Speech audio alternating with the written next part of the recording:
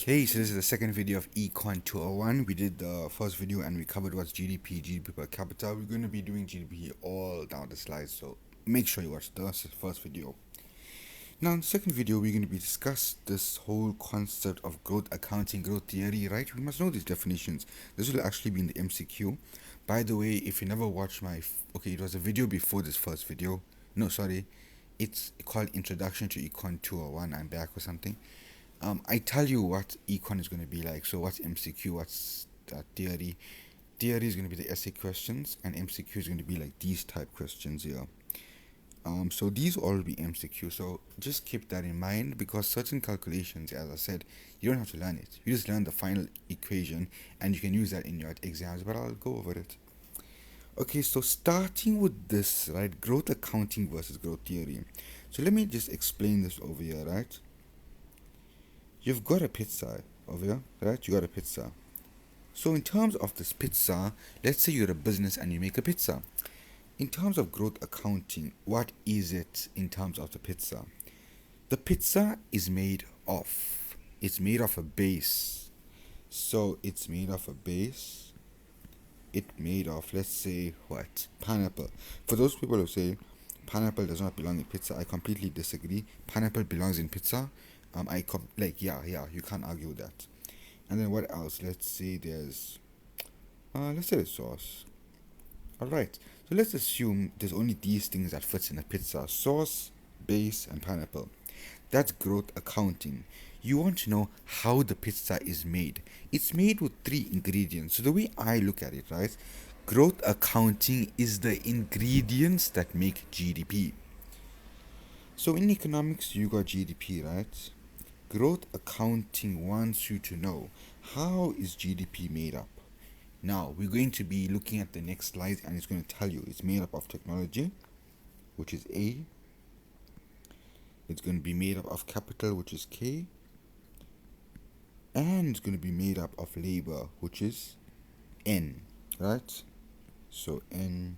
Now also they show L also, but we want to do it N, right? Sometimes in the slide they show L, but we prefer N. And capital technology is A. Yeah, A. Now these are all capital letters. Excuse me, capital letters. These are also capital letters. Okay, so A, K, and all capital letters, right? It's very important that we use capital letters now and small letters, because just now in the next slides we're going to use a small letter K, small letter N. So that'll be capital per capita, labor per capita. But you don't have to worry about that. This is not the video. I'm covering these slides. So just know, K, a capital K means capital, just capital. Capital N means labor. Wait, let me just read through this thing because like I messed it up, yeah. So capital N. There we go. Alright, so GDP, what its ingredients are growth accounting. So to know what makes up GDP, that's called growth accounting, right? You want to know what part of growth happened. So if GDP went up by 1 million, it means some element of year went up. Because think about it, if GDP is R1,000,000, this is 500,000, 250,000, 250,000. Total will make GDP 1 million. That makes sense. That's how GDP works. So you want to know, did labor go up? Or did capital go up? Or did tech go up, right? You want to know the individual amounts that make the total GDP. That's growth accounting. You account for the growth. Growth went up by 10%. You want to know, tell me, that 10% in growth from the total GDP, it probably made up 5% of labor, 3% of capital, and 2% of tech, because both of them make 10%. So that's growth accounting. Now, what's growth theory? It helps us understand how economic decisions determine the accumulation of factors of production. So, factors of production is 1, 2, and 3, right? Factors of production. Now, very important, right? Factors of production and input is different. Factors of production is these three: technology, capital, and labor. Inputs is capital and labor, right? Now, growth theory, what is it? You want to understand growth theory is like what will happen if you increase capital? What will be the consequences? What will happen if you decrease labor? What will happen if you increase technology? So now it's different from growth accounting, right? So growth theory is more of decisions, right? So if you increase, for example, the savings of today, what will happen? Well, just now in the next slides we'll learn when we increase savings, we can buy more capital. If we buy more capital, GDP will go up. So it's basically giving you like assumptions, growth theory versus growth accounting. Growth accounting is strictly accounting, right? What like pushes GDP up, right? Those three ingredients.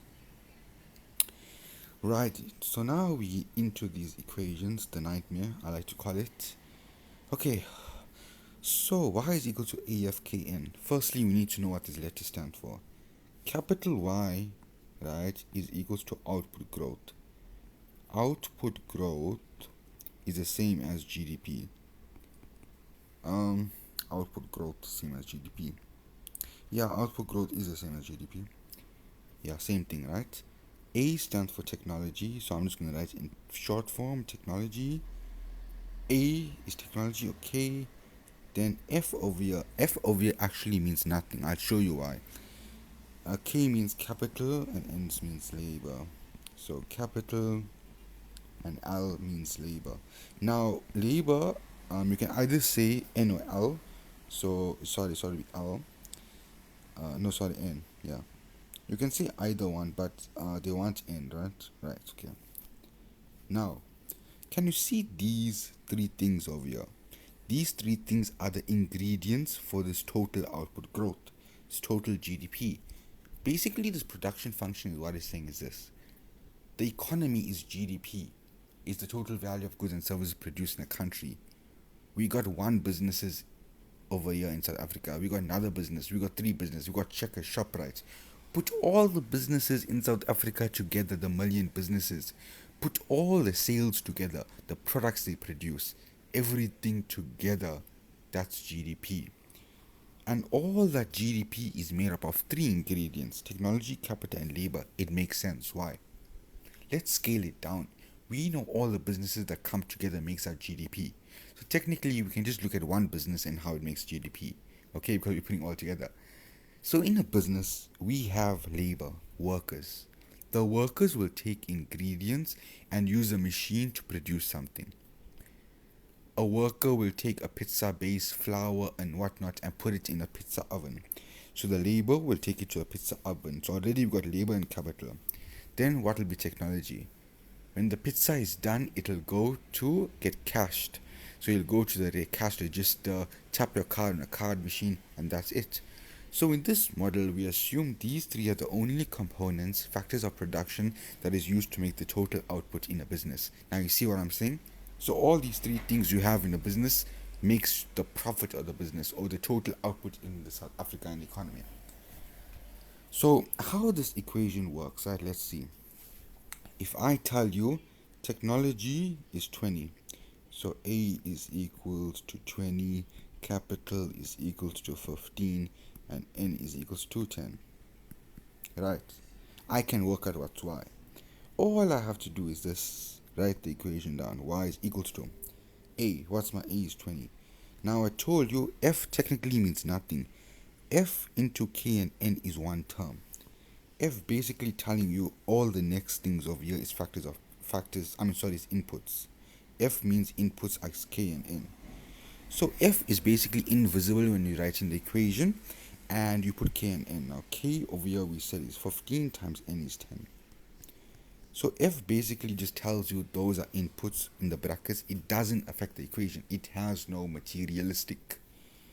So now we work it out. 15 times 10 is 150 times 20 times 20. So 20 times, now 20, what's happening here? Okay, so 20 times 150, 3,000. So your Y is equal to 3,000. So output growth is 3,000. Obviously, in real life situation, it's going to be more because the output growth is the whole economy. But just simplifying it, I use small numbers. But yeah, that's how this equation works. This is the production function equation. Don't get confused. The next one is the Cobb-Douglas. Cobb-Douglas is the same thing as this. Literally the same thing, just written in different form.